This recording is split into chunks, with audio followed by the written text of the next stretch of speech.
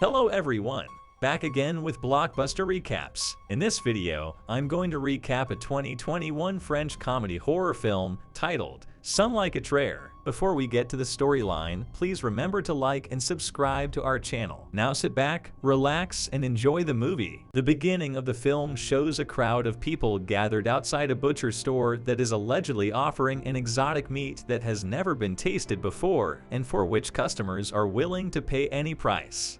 Weeks pass, but the gathering shows no signs of slowing down. In fact, it's growing as more and more people join it, including politicians and police officers. One day, a perplexed consumer at last asks the essential question: what kind of animal is the meat from? In response, the male butcher says that the pork is Iranian-born. The butcher shop soon becomes even more crowded as the word quickly spreads throughout the neighborhood like wildfire. The butchers, who earlier had difficulty meeting even the most basic needs, have suddenly begun to earn six figures. Due to the entrance of this Iranian meat, even the large meat companies are put out of business. Then, it is revealed how this meat shop, owned by enthusiastic butchers Vincent and Sophie, who also happen to be a couple, became famous in the first place. The butcher business located outside of Paris. The couple's lives appears to be going smoothly at first glance, but things are actually completely different. Internally, the shop struggles to join customers, and any that do arrive are repelled by Vincent's bizarre flesh massages. One day, a group of masked vegan activists attacks the shop. They throw blood at the couple and trash the place before fleeing. Furious, Vincent chases after them and manages to pin one to the ground. After a bit of a struggle, he also unmasks the activist. However, the vegans' group mates quickly arrive at the scene and rescue him. Before leaving, they also beat up Vincent, leaving him agitated. Maybe Vincent should spend more time pumping iron and less time touching meat. Later in the day, the couple visits their friends Stephanie and Mark's home for lunch. In the kitchen, Sophie cries to Stephanie, revealing how the bank refused to give them a loan and that they are going bankrupt. Stephanie initially tries to cheer her friend up, but soon starts boasting about how her husband makes good money. It's then revealed that Stephanie and her husband Mark also own a butcher shop that's doing very well. After a while, as the two couples have dinner together, Vincent brings up the incident from earlier in which his shop was vandalized. First of all, Mark makes fun of him for not installing any security measures, but then he brings out a rifle and gives it to Vincent. He mentions that the gun is to protect the meat shop from vegan extremists. Vincent does not have a gun license, but he accepts the gift anyway. The vegans won't mind these bullets. On their way back home, Sophie tells her husband that she's been thinking of divorcing him as their marriage has become boring. Being the wise man that he is, Vincent ignores her completely, and soon he spots one of the vegan extremists that trashed his shop earlier. To teach the prick a lesson, Vincent puts his car in reverse in an attempt to knock him down. However, he loses control of his car and ends up killing the man. Panicked, he proceeds to dial the police and confess that it was an accident, but Sophie stops him, fearing a long prison sentence. Instead, she suggests that they should copy a serial killer named Michel Francois, who dissected his victims and left them in garbage bags all over the city. Vincent realizes that his wife has been watching too many serial killer shows, but he nonetheless agrees to her idea. Plus, maybe they can chop this dude up and make some money. At night, he places the corpse in his shop and starts butchering it. An ear falls to the ground, and Vincent's dog gobbles it up in an instant. After dissecting the body for hours, it gets really late, so Vincent plans to get rid of it early in the morning. The next day, he wakes up late and finds the meat missing as he frantically looks for it. Mrs. Coignard, a regular customer, arrives at the shop. She mentions that she loved the meat Sophie sold her so much that she's back to purchase more. It turns out Sophie inadvertently sold the human meat to an unsuspecting Mrs. Coignard, mistaking it for pork. Taken aback, Vincent tries to persuade her to buy other pieces of meat, but the lady insists she only wants what she was given earlier. As the two go back and forth, Sophie becomes intrigued and demands to buy the meat. Unable to reveal the truth in front of the customer, Vincent reluctantly passes his wife a piece of human flesh, but to his surprise, Sophie loves it, making Mrs. Coignard even more impatient. At last, Vincent makes up a story that he acquired the meat from Iran and that's why it's so rare and tasty. He then reluctantly sells a good chunk of the meat to Mrs. Coignard, and as soon as she leaves he reveals everything to his wife. Surprisingly, Sophie doesn't seem to mind consuming human flesh. Instead, she suggests selling the meat, saying it might be the best way to get rid of the dead body. As expected, Vincent is horrified by her suggestion and gets ready to throw away the meat.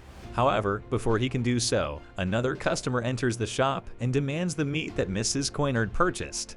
Slowly, the Iranian meat becomes a sensation in the neighborhood, and the couple makes a ton of money after selling it, seeing the popularity of the product skyrocket. Vincent grows curious, and later that night he takes a piece of the meat home. He hesitantly tries it, but to his surprise, ends up loving it. Soon, Sophie approaches him and reveals that vegans have extremely pure blood, and that is why their flesh tastes so good. She then suggests that they should hunt the vegan extremists and sell their flesh to generate more income. However, Vincent shuts her down, saying it's ridiculous and immoral. Before going to bed, he also tells her to stop watching serial killer shows. The next day, the couple's daughter Chloe brings home her boyfriend Lucas for lunch. The family serves him a fancy steak, but he straight away refuses it. Turns out he's a vegan, and out of respect for him, Chloe also refuses to eat. After the vegans leave, Vincent and Sophie realize that all their preparations for a family meal have gone to waste due to veganism. This enrages them, and Vincent decides to go forward with Sophie's plan to hunt vegans. When a vegan is pork in your daughter, it's time to turn that vegan into pork.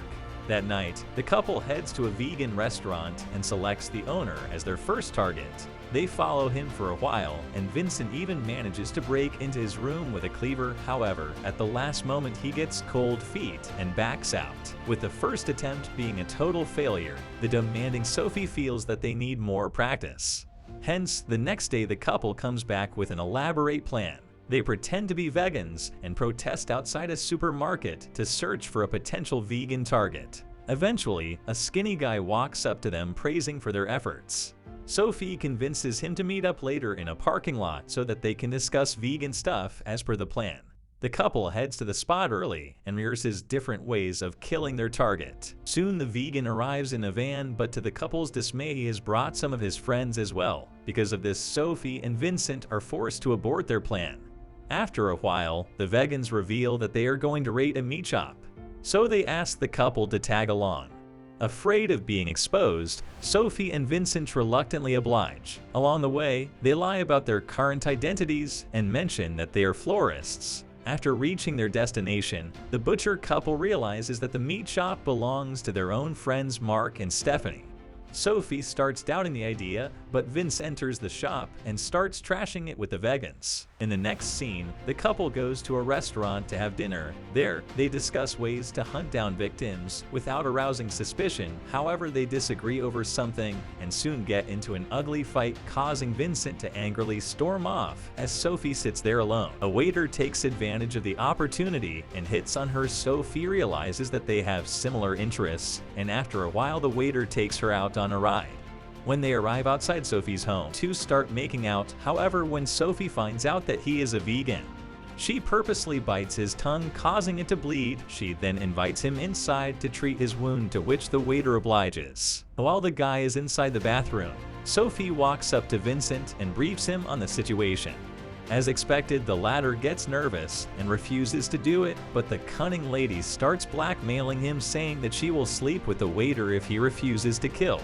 Upon hearing this, Vincent loses his temper and begins to sharpen his knife, but at the last moment, he again chickens out. However, Sophie has some other plans. She purposely gets the man naked and proceeds to have intercourse with him. This finally riles up Vincent, so he beats the poor man to death. The next day, Sophie gets a call from her friend Stephanie, who tells her about last night's vandalism. The butcher couple immediately reach the scene, pretending to be concerned there. They see Mark arguing with a police officer.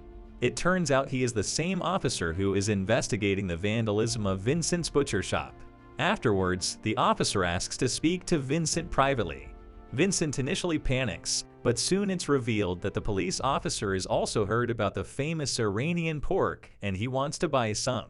Eager to earn more money, Vincent promptly says yes, and later that day, the couple again sells human meat. Numerous customers line up for the product, and as a result, it gets sold out within an hour. Hence, they decide to make vegan hunting a regular thing, and with the help of some deadly weapons and sophisticated techniques, they begin a daily killing spree. By the end of the week, they increase the price of the meat and generate a high profit. One day, while on lunch with their friends, the couple bring along the fake Iranian pork, and like the previous customers, Stephanie and Mark also immediately fall in love with the taste. But suddenly, while chewing on the meat, Mark bites onto something metallic. Stephanie, who is a former nurse, instantly recognizes the object as a pacemaker. It turns out that one of Vincent's victims had a pacemaker installed in their heart. He somehow manages to defuse the situation, but the competition between both the couple's meat shops initiates an argument. The husbands begin tussling on the ground, and all of a sudden Vincent bites off Mark's ear and starts chewing on it. He then spits the ear out, which gives Mark a menacing look and leaves with Sophie. Much to everyone's horror, Sophie and Vincent continue killing humans and take in huge profits. On top of that, their dying marriage is also now saved. One day, the couple attends a vegan festival where Vincent notices a little chubby boy. The cannibal can't resist the urge to think of ways to butcher the boy for his meat. Soon, it dawns on Vincent that he is turned into a psychopath. Disgusted with himself, he decides to leave. However, Vincent and Sophie run into their daughter Chloe and her vegan boyfriend Lucas, who is surprised to see them at a vegan gathering. As they chat, Lucas mentions that several vegans are disappearing as of late. He is sure that it is the work of butchers. When Vincent tries to refute the assumption, Lucas gets upset. He loses his temper and yells at the butcher couple, compelling them to leave the festival. Unfortunately, one of the vegans who previously accompanied the couple to Mark's meat shop overhears the fight and gets stunned to find out that they are actually butchers.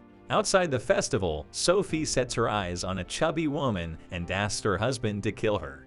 Sadly, because of the earlier fight, Vincent has regained his vigor to kill people. After finishing the job, they head home. Later that night, as Vincent is butchering a woman, someone knocks on the door.